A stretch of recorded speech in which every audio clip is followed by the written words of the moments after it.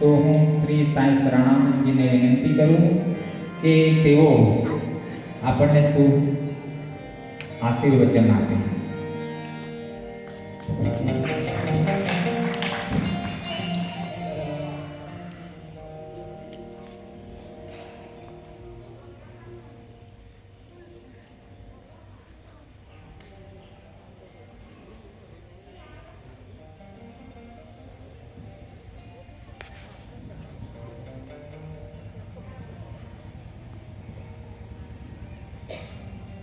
वक्रतुंड महाकाय सूर्यकोटि समप्रभ निर्विघ्नं कुरु मे देव सर्वकार्येषु सर्वदा. गुरुर्ब्रह्मा गुरुर्विष्णु गुरुर्देवो महेश्वर गुरु साक्षात् परं ब्रह्म तस्मै श्री गुरुवे नमः.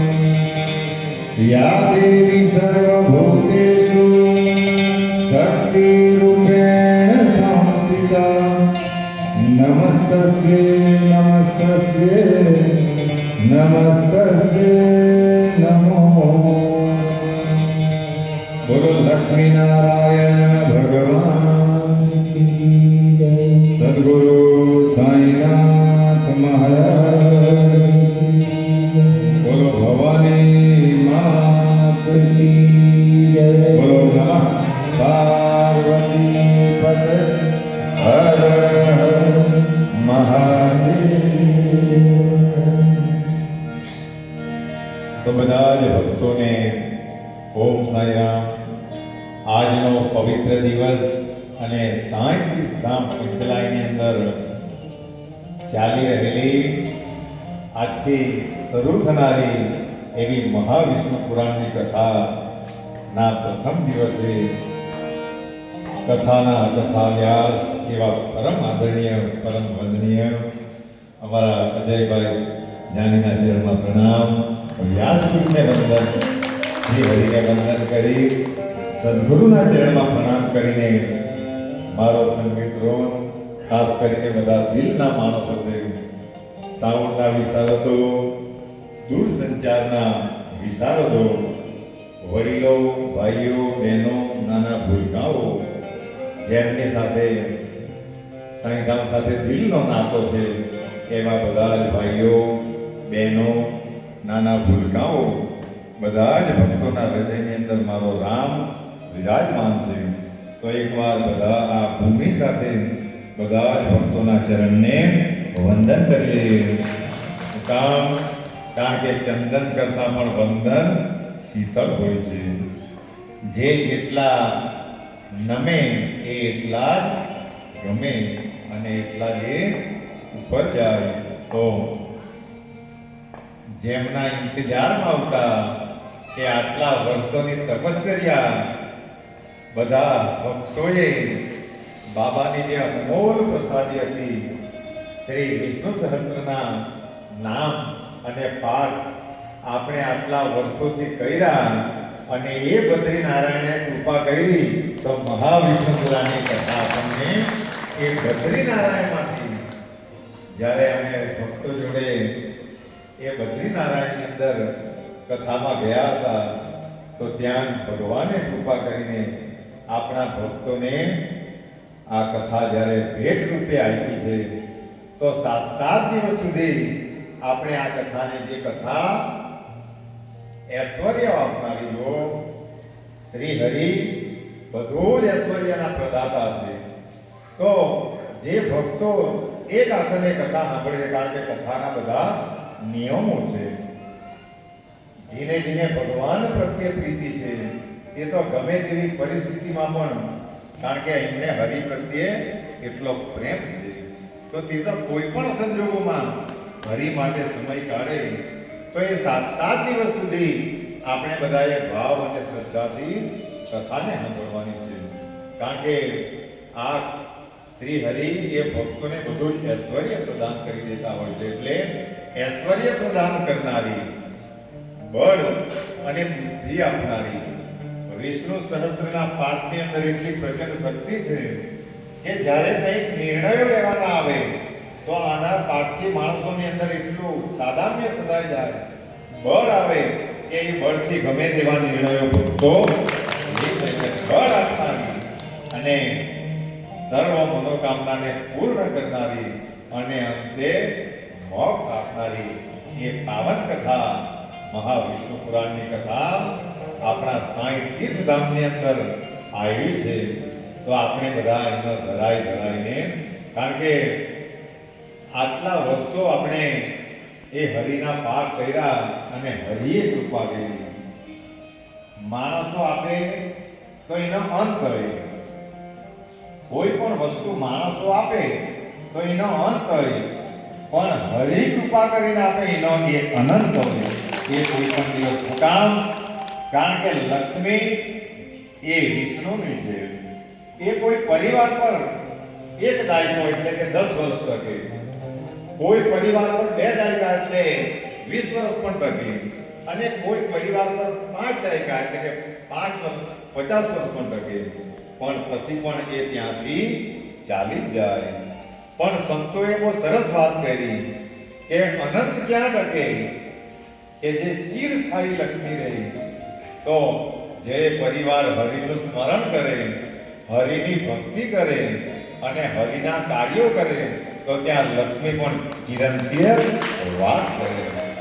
અને આપણને બધાને એના અનુભવો છે કે એટલો દયાળુ છે શ્રી હરિ કે આપણે ખાલી ને ખાલી એમને દિલથી પોકાર કર્યો અને આજે કથાના આના એ પાઠોના ફળ સ્વરૂપે આપણને એ હરિની કથા મળી.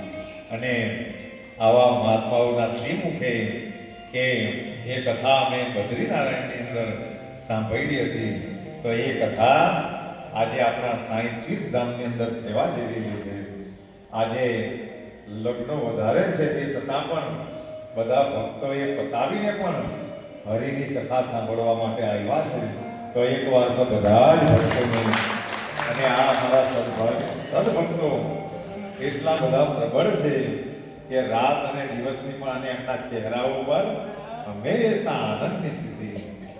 જો જે ભક્તો ભગવાનની ભક્તિ કરે એ કોઈ દિવસ ચિંતા તો રહેતા નથી, કારણ કે આખા જગતનું પાલન કરનારો જો એક જીવ પણ ખાવાનું બાકી રહે એટલે હરિ નહીં ખાય, અને તે છતાં પણ કેટલો નિશ્ચિત થઈને એક ક્ષીરસાગરની અંદર નિશ્ચિત થઈને બેસેલો.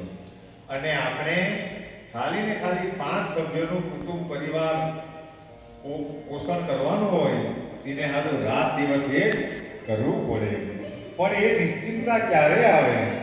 તો એ નિશ્ચિતતા હરિની ભક્તિ કરવાથી આપણા અંદર પર હરિની જેવી નિશ્ચિતતા આવી જાય. આ એક તત્વ છે, આ હરિકથાનું આ એક તત્વ છે. એનો જ્યારે માણસને અનુભવ થાય તો ત્યારે હરિના નામ પ્રત્યે કે ભગવાનની ભક્તિ પ્રત્યે શ્રદ્ધા દ્રઢ બને. એટલે કથામાં માણસોએ સાવધાન થઈને, ખાનદાની એ નથી કે કરોડોના બંગલા છે, ખાનદાની એ છે કે માણસ કેટલો નિર્ભય રહે અને ભગવાનના કામ પ્રત્યે કેટલો જાગૃત રહે. બાકી ગમે એવા માણસ મોટા ઐશ્વર્યમાં યુક્ત હોય પણ હરિની જો કૃપા નહીં હોય તો એ માણસો પણ હંમેશા દુવિધામાં જ રહે. પણ આનંદમાં કયા ભક્તો રહે કે જે હંમેશા હરિની ભક્તિ કરે, હરિનું કીર્તન કરે, હરિનું નામ સ્મરણ કરે, એના દરેક કાર્યો મારો શ્રી હરિ પૂરા કરે. તો એ કથા, કારણ કે હરિને બાબાના ધામમાં બદ્રીનાથથી આવવાનું મન થયું એટલે એ હરિ માટે, એમ તો આપણામાં બધા ભક્તો માટે ગાતા હતા, પણ એકવાર હરિ માટે પણ એ ભાવ, કારણ કે દિલોની અંદર જ્યારે હરિ આવે તો ઉત્સાહ રહે અને મન કાબુ નહીં રહે. એટલે હરિ માટે આટલું તો ગાજ લેવાય કે હો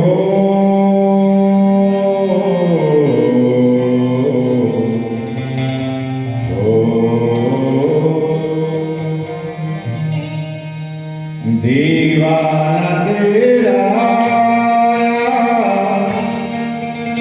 बाबा तेरी नगरी में दीवाना तेरा बाबा तेरी नगरी में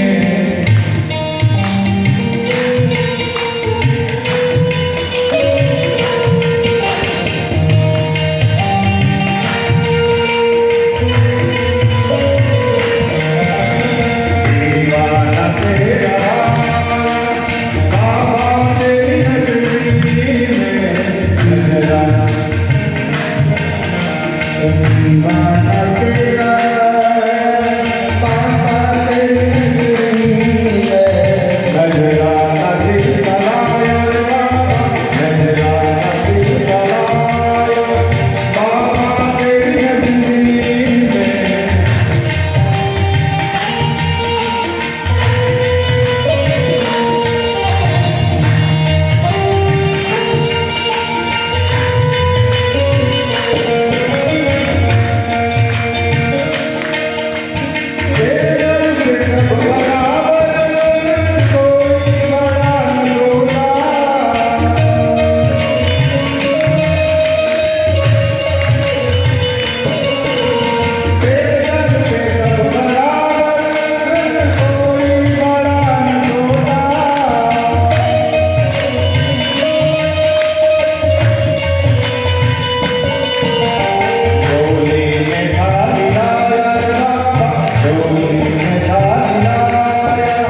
बाबा तेरी नगरी में